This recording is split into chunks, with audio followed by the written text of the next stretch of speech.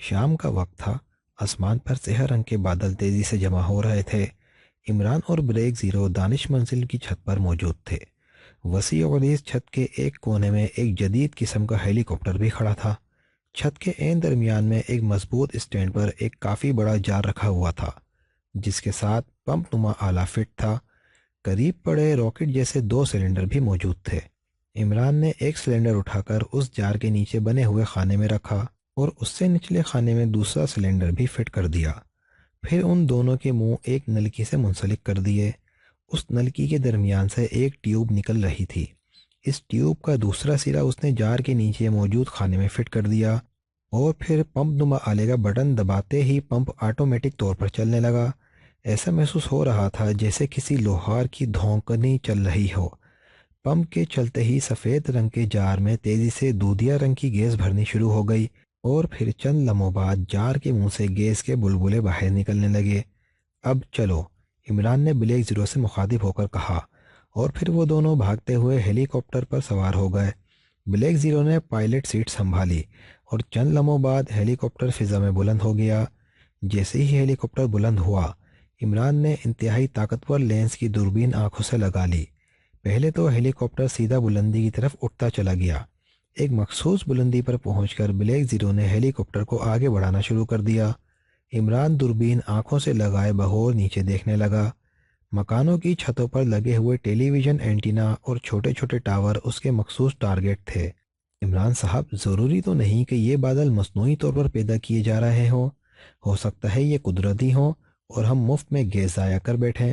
Black zero نے عمران سے مخاطب ہو کر کہا، آج کل ہر چیز غیر ضروری ہے، صرف وقفہ بہت ضروری ہے۔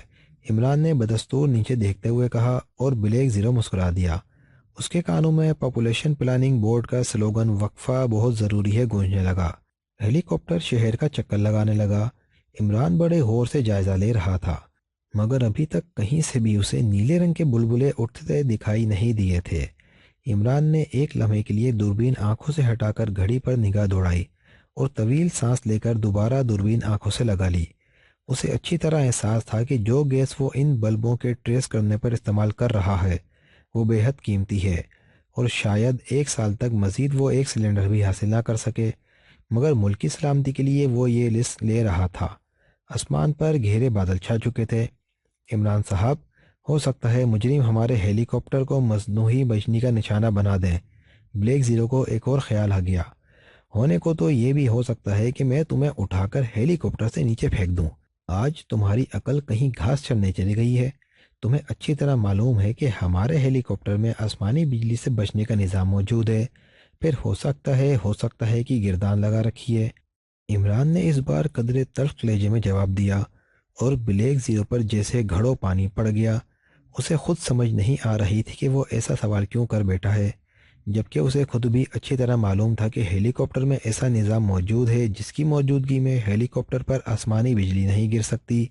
شروع میں تو ہیلی کاپٹر خاصی بلندی پر پرواز کرتا رہا، پھر عمران کے کہنے پر بلیک زیرو اسے نیچے لے آیا اور اب وہ بہت کم بلندی پر پرواز کر رہے تھے۔ انہوں نے شہر کے سینکڑوں چکر لگا ڈالے تھے، مگر کوئی نتیجہ برآمد نہ ہوا۔ واپس چلو بلیک زیرو، ہم ناکام ہو چکے ہیں۔ واقعی یہ بادل قدرتی ہیں۔ عمران نے ایک طویل سانس لے کر دوربین آنکھوں سے ہٹاتے ہوئے بلیک زیرو سے کہا اور بلیک زیرو نے ہیلی کاپٹر کا رخ دانش منزل کی طرف موڑ دیا۔ عمران نے آنکھیں بند کر کے سیٹ کی پش سے ٹیک لگا دی اور کسی گہری سوچ میں ڈوب گیا، مگر دوسرے لمحے وہ بری طرح چونک پڑا کیونکہ ہیلی کاپٹر کو ایک زوردار جھٹکا لگا تھا۔ اس نے آنکھیں کھول کر بلیک زیرو کی طرف دیکھا تو بلیک زیرو کے چہرے پر گھبراہٹ تھی۔ کیا ہوا؟ عمران نے پوچھا۔ ہیلی کاپٹر کا انجن خراب ہو گیا ہے سر، کوئی چیز انجن میں لگی ہے، بلیک زیرو نے مختلف بٹن دباتے ہوئے کہا، اور اسی لمحے انجن میں سے گھرگھراہٹ کی نامانوس سی آوازیں گونجنے لگیں اور ہیلی کاپٹر تیزی سے اپنی بلندی کھونے لگا۔ ایسا محسوس ہوتا تھا جیسے وہ کسی بھی لمحے کسی بلند عمارت سے ٹکرا کر تباہ ہو جائے گا۔ عمران نے بڑی پھرتی سے آگے بڑھ کر کنٹرولنگ نظام کو خود چیک کرنا چاہا، مگر اسی لمحے ڈائل پر سرخ رنگ کا ایک بلب تیزی سے جلنے بجھنے لگا۔ اوہ، ہیلی کاپٹر میں آگ لگنے والی ہے، عمران نے بڑبڑاتے ہوئے کہا اور پھر نیچے دیکھنے لگا۔ اس وقت ان کا ہیلی کاپٹر گو خاصا نیچے آ چکا تھا مگر پھر بھی اگر وہ یہاں سے کودتے تو ان کی ہڈیوں کا سما بن جاتا، اور اگر ہیلی کاپٹر میں چند لمحے اور رہ جاتے تب بھی ہیلی کاپٹر کے پھٹنے کے ساتھ ہی ان کے جسم سینکڑوں ٹکڑوں میں تبدیل ہو جاتے۔ چونکہ ان کے ذہن میں خطرے والی ایسی کوئی بات نہیں تھی، اس لیے وہ پیراشوٹ بھی اپنے ساتھ نہیں لائے تھے۔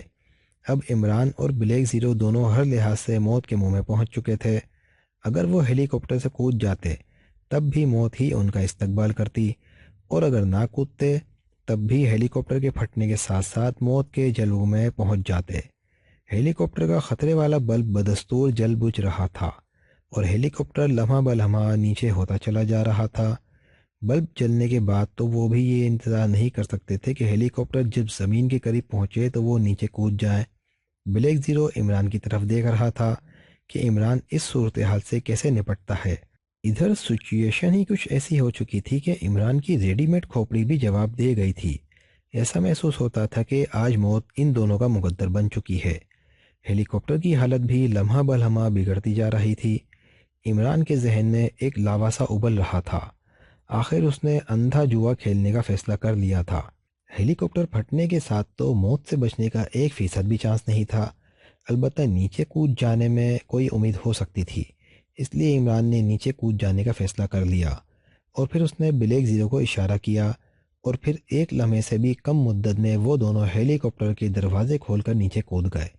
نیچے کودتے ہی وہ دونوں کسی بھاری بھرکم پتھر کی طرح سر کے بل تیزی سے نیچے گرتے چلے گئے۔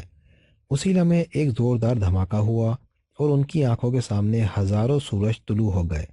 ہیلی کاپٹر ان سے تھوڑی دور آگے جا کر ایک دھماکے سے پھٹ گیا تھا، اور پھر وہ تیر کی طرح نیچے گرتے چلے گئے، جہاں اندیکھی موت ان کے استقبال کے لیے بازو پھیلائے موجود تھی۔